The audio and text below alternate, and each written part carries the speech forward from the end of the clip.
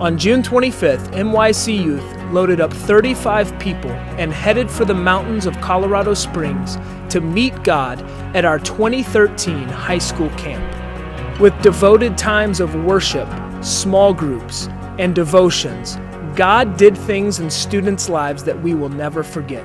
The biggest thing I took home from camp in my life is devotion, like setting off like 30, 45 minutes for God just to pray, read my Bible, and worship Him.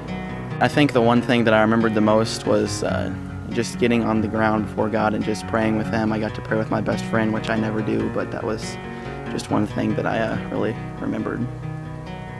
I'm glad I went to camp because before I didn't really make it a daily effort to read my Bible, and after camp I made it a part of my schedule, and so it's really changed a lot. The biggest thing that I brought home from camp was prayer.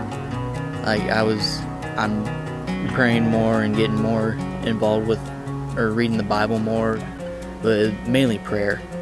I find myself just randomly just talking to God, praying out loud, and just at random times while I'm by myself or something. NYC's 2013 high school camp will be a week that students will never forget. Thank you for making what God did in these students' lives possible by your generous donation and support of NYC.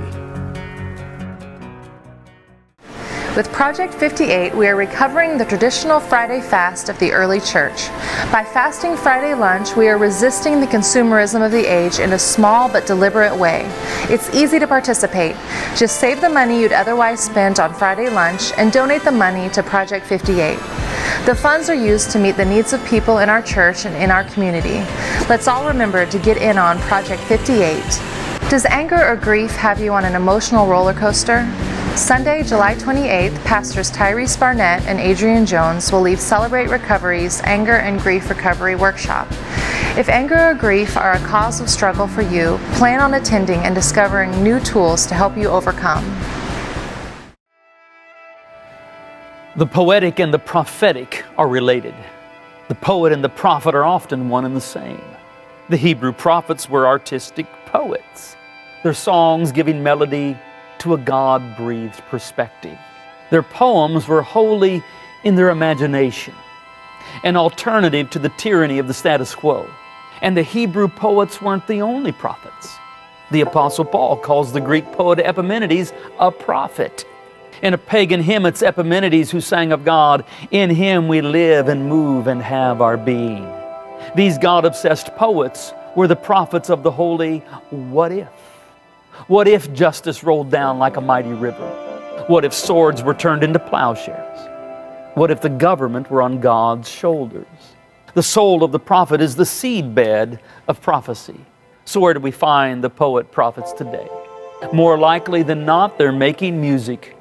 Singers, songwriters, musicians.